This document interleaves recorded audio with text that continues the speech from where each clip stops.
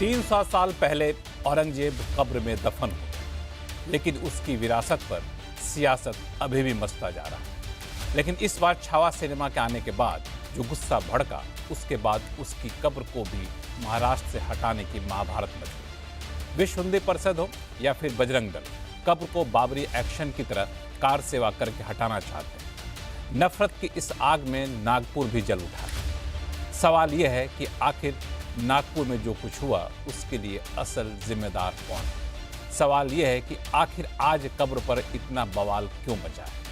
इतिहास को आज करेक्ट करने के इस प्रोजेक्ट से आधुनिक और विकसित भारत को क्या मिलेगा, और अगर कब्र को हटा दिया गया तो फिर क्या जाएगा?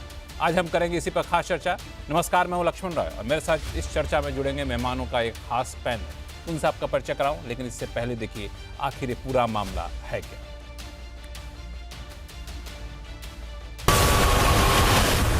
शोर नहीं करते। औरंगजेब पर नई आग एक फिल्म छावा से भड़की। सियासी राग नफरत की आग में बदल गई। फिल्म में संभाजी महाराज के साथ क्रूरता को जिस तरह दिखाया गया, उसके बाद ही औरंगजेब के खिलाफ सियासी घमासान शुरू हो गया। पहले सपा नेता अबू आजमी ने इतिहास का हवाला देकर औरंगजेब की तारीफ कर दी, तो शिंदे से लेकर फडणवीस ने मोर्चा खोल दिया। 3 डीसीपी लेवलचे लोक या ठिकाणी जखमी झालेले आहेत आणि जसं मी सांगितलं की यातल्या एका डीसीपीवर तर थेट कुऱ्हाडी वार हा त्या ठिकाणी करण्यात आलेला आहे।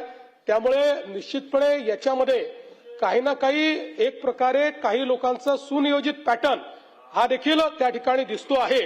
अशा लोकांना त्या ठिकाणी त्यांच्यावर कारवाई ही केलीच जाईल। आणि मी एक गोष्ट स्पष्टपणे सांगतो, पोलिसांवर ज्यांनी हल्ला केला असेल त्यांना काय झालं तरी सोडलं जाणार नाही।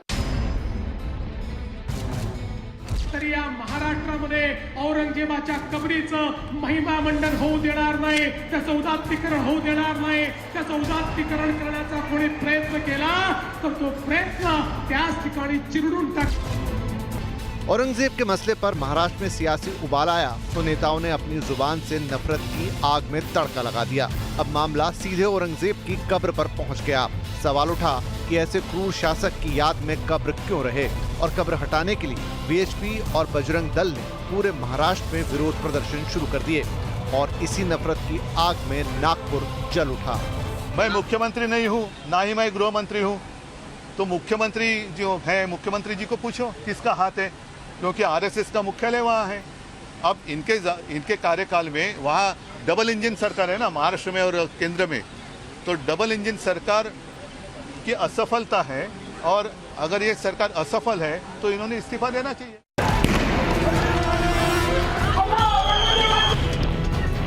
दरअसल इन सब की जड़ में है संभाजी नगर के नजदीक खुलदाबाद में स्थित औरंगजेब की कब्र। सादगी से बनी ये कब्र फिलहाल पुरातत्व विभाग की संरक्षित स्मारक में शुमार है। ऐसे में इसे एक झटके में हटाया नहीं जा सकता। इसे हटाने के लिए लंबी कानूनी प्रक्रिया है। इसको पहले एएसआई की लिस्ट से डिलिस्ट कराना होगा, और इसके लिए केंद्र सरकार को गैजेट में नोटिफिकेशन लाने जैसे कदम उठाने होंगे। फिलहाल फडणवीस सरकार ने ऐसा कोई कदम नहीं उठाया है। सवाल ये है कि फिर कब्र हटाने पर इतना सियासी कोहराम क्यों? इन्हीं सवालों का जवाब ढूंढने की आज हम कोशिश करेंगे, और इस कोशिश में हमारे साथ जुड़े हैं भाजपा के प्रवक्ता राजीव जेटली जी, शिवसेना उद्धव गुट के नेता आनंद दुबे जी, समाजवादी पार्टी के प्रवक्ता अनुराग भदौरिया जी, और इतिहासकार कपिल कुमार जी हमारे साथ हैं, और साथ में वरिष्ठ पत्रकार सतीश के सिंह साहब हमारे साथ जुड़े हैं। आप सही मेहमानों का मेरा नमस्कार और आपका स्वागत है हमारे शो में।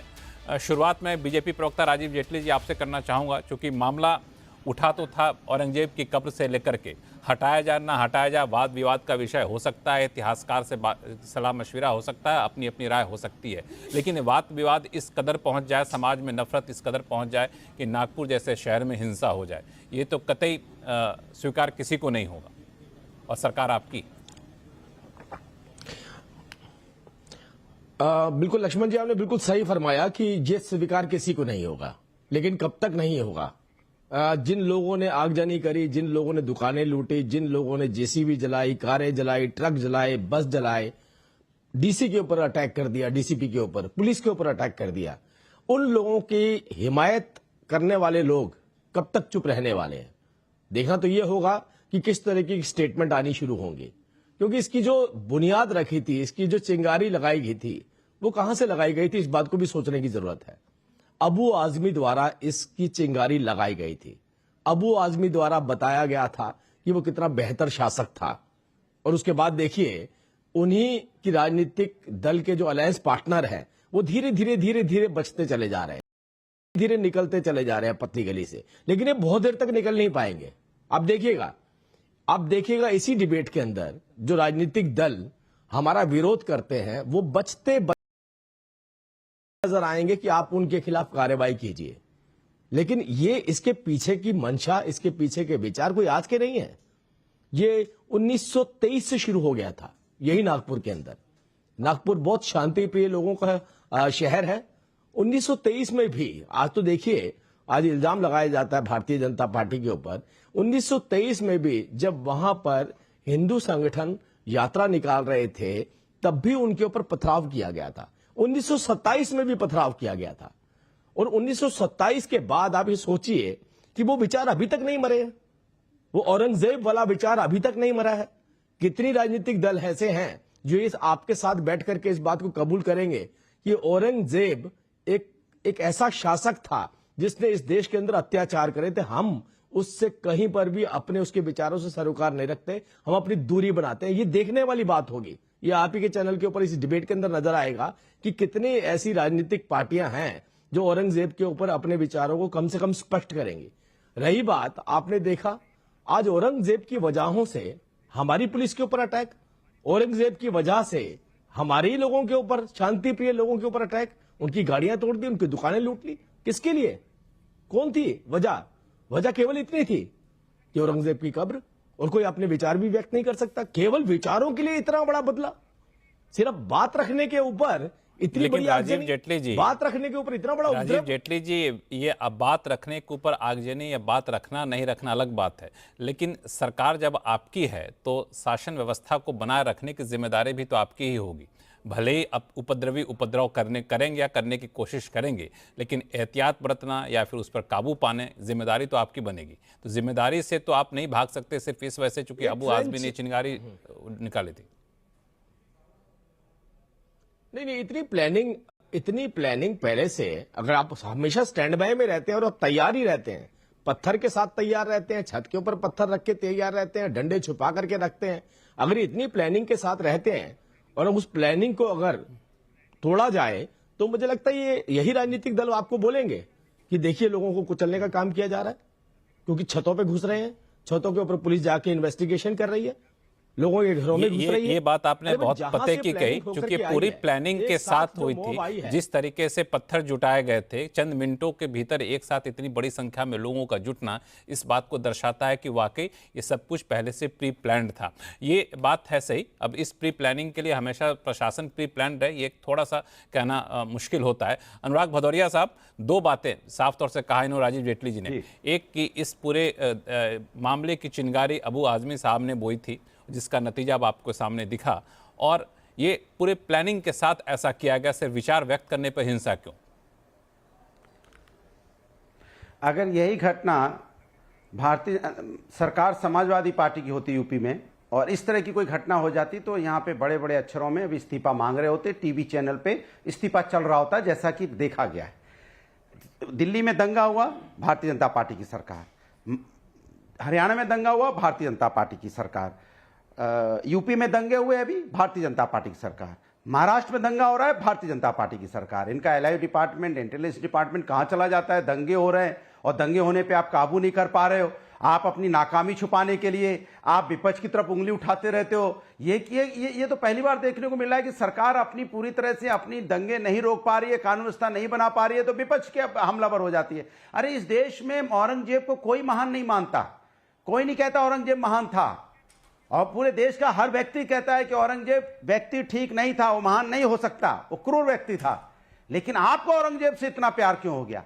आप औरंगजेब को लेके क्यों घूम रहे हैं कंधे पे टांग के? ये कौन है? जब से औरंगजेब की बात उठी, औरंगजेब को कंधे के टांग के लेके घूम रहे हैं। महाराष्ट्र से उनको निकाला, महाराष्ट्र से निकाल के आपने दिल्ली के लुटे। सुने, मैं आपके बीच में नहीं बोला अभी, मैं आपने महाराष्ट्र से उनको उठा के लाए फिल्म सिटी में, हर स्टूडियो में आपने उनकी आत्मा को घुसेड़ दिया, उसके स्टूडियो में हल्ला औरंगजेब मचा रहे। भाई औरंगजेब के साथ तो कोई खड़ा ही नहीं है, अगर कोई खड़ा है तो भारतीय जनता पार्टी के लोग ही हल्ला मचा रहे हैं। अरे भाई उस समय शासन किससे होता था? तलवार से होता था। जो राजा और बादशाह होते थे तलवार से न्याय करते थे। आज तो लोकतंत्र है, आज ऐसी बातें क्यों रही? आप तो यहां तो संविधान और न्यायपालिका सम्मत होगा। अगर आपको औरंगजेब की कब्र खोदने पे देश में बेरोजगारी खत्म होती है तो आज खोद दीजिए, अगर महंगाई खत्म होती तो आज खोद दीजिए, अगर किसानों की इनकम दुगुनी होती तो आज खोद दीजिए, देश की अर्थव्यवस्था मजबूत होती तो आज खोद दीजिए, देश की एकता मजबूत होती तो आज खोद दीजिए। आपको कौन रोकना चाहता है भाई? लेकिन आपको सिर्फ एजेंडा बनाने के लिए, भाई वो लोग तो राजा थे, राजा एक दूसरे से लड़े। भाई आपको याद होगा जब इब्राहिम खान जो उनके यही तो था सबसे बड़े अच्छा, सेनापति मैंने थे, कहा था मुझे याद होगा पहले अब वो आदमी वाली स्टेटमेंट अभी आएगी। वो राजा थे, राजा के तौर पर लड़े, आ रहा हूं मैं, वो अत्याचारी नहीं थे। यही मैं 1680 में वो और मैं आपके बीच में नहीं बोला, देखो मैं तथ्यपूर्ण बात करता हूं, मैं आए बाएं साए बोलता नहीं। 1680 में संभाजी महाराज को बचाने के मैं तो आपकी बात को आगे बढ़ा रहा हूं, अबू आजमी वाली बात को आगे बढ़ा रहा हूं। मैं आपसे कहना चाहता हूं, सुनिए, मैं आपसे कहना चाहता हूं कि आप, अरे सुनिए ना आप, अरे मेरी बात सुनिए। अब आप बीच में टोकने लगे क्योंकि आपके पास कुछ जवाब नहीं है तो हम हमारी बात को काटना चाहते हैं। अरे मैं बोल रहा हूं ना, आपको इतना मौका मिला, मैं बोलूंगा, सारे सब शब्दों का जवाब दूंगा मैं। दूसरा आपके, अरे रुकिए मैं जवाब दे रहा हूं। मैंने दूसरा आपको बोला, अबू आजमी ने बोला, अबू आजमी जी ने अपने शब्द वापस ले लिए, लेकिन खालिद अनवर जो जेडीयू के हैं, उन्होंने जेडीयू के एमएलसी, उन्होंने बोला उनका नाम लेने से जीभ कप कप कपवाती है, पैर कपने लगते हैं आपके। पता है क्यों? उन्होंने भी बोला कि औरंगजेब महान था, उसने औरंगजेब महान बोला तो आप उसका नाम नहीं ले पा रहे, खालिद अनवर का कपने लगते। क्यों? सत्ता चली जाएगी, जेडीयू समर्थन ले लेगी, वहां नहीं बोल पा रहे हैं आप। अरे बोलिए ना जेडीयू को कि हम आपके साथ नहीं रहेंगे, आपके व्यक्ति जो औरंगजेब क्रूर शासक था उसको महान बता रहे हैं, हम समर्थन वापस लेते हैं, वरना उसको पार्टी से निकालो। बोल पाए आज तक आप?